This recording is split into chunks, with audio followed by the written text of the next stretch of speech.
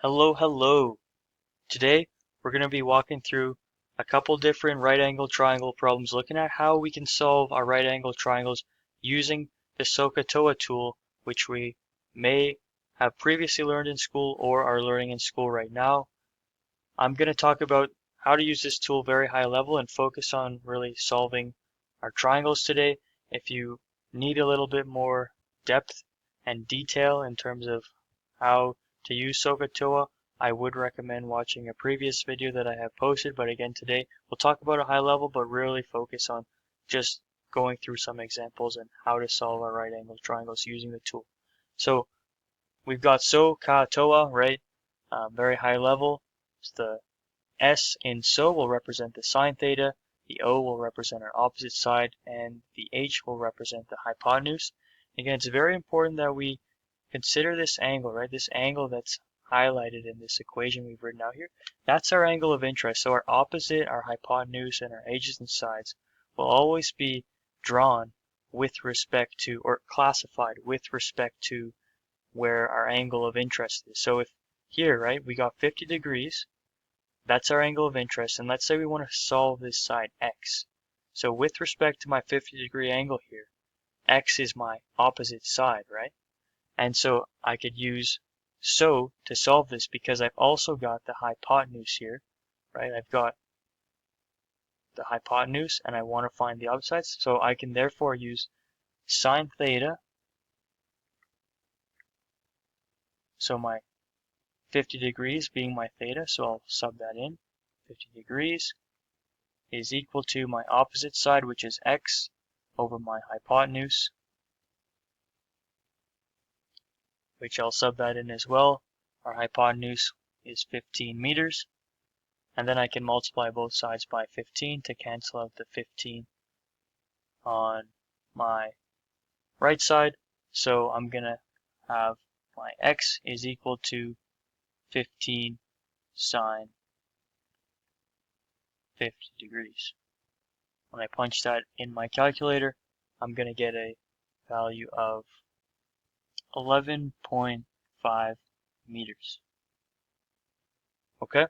I could then use some other tools to then solve the rest of the triangle, but for now let's focus on the next two. So the next example, we want to find this side here, x. So I could then use my cos. So again, CAH. So CAH is cos theta equals my adjacent side over my hypotenuse. So in this example here, right, if I've got 30 degrees here, this side x is the adjacent side with respect to my 30-degree angle, and therefore I can know to use my cos trig identity, right, which is again adjacent over hypotenuse. I've got the hypotenuse, so I can sub in my values here.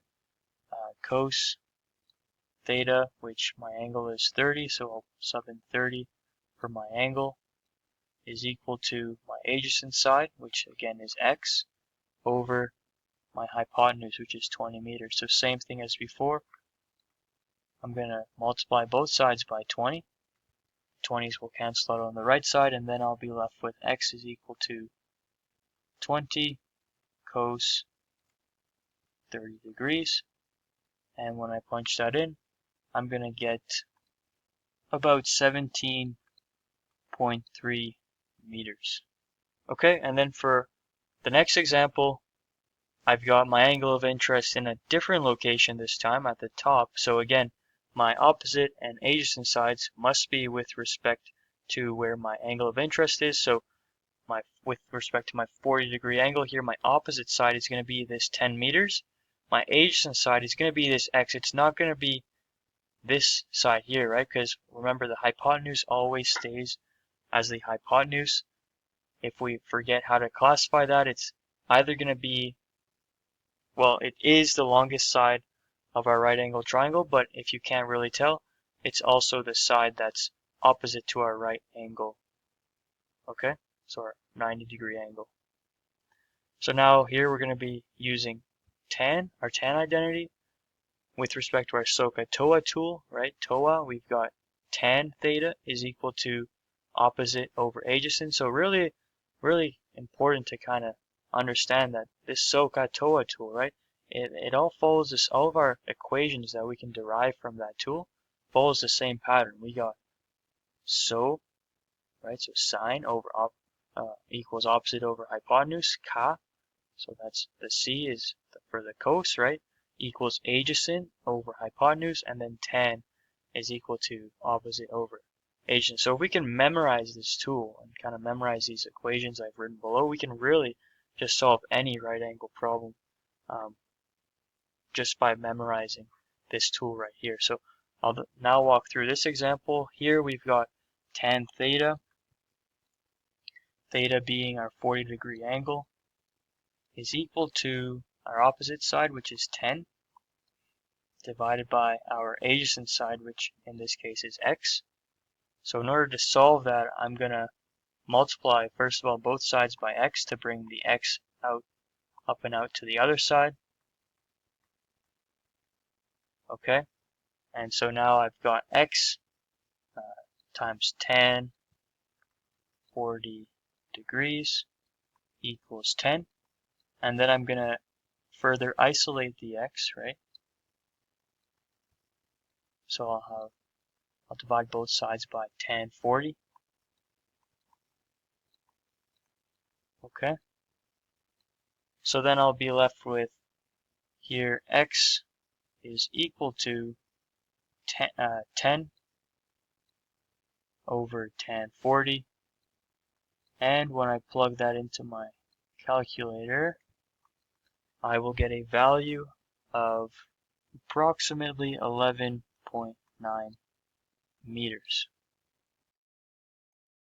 So overall, we covered how to use the tool with a couple different triangles here, but the really key concept that's important to take away is to understand when to use what tool. So when evaluating any type of triangle, it's important to understand, first of all, where our angle of interest is, what side it is that we need to solve, and then based on that, once we determine, right, whether we have an opposite, an adjacent side, or if we have the hypotenuse, understanding what information we have, we can then determine which of the three components of our SOH-CAH-TOA tool we can use, right? Which trig identity we should use, sine, cos, or tan, based on the information that we have in whatever problem we're dealing with. So, and it's going to vary depending on the type of triangle that you're working with. I'm going to put a couple examples out in some future videos. But as always, I really hope this video helped. And if you guys have any questions or comments, please let me know down below. And thank you for watching.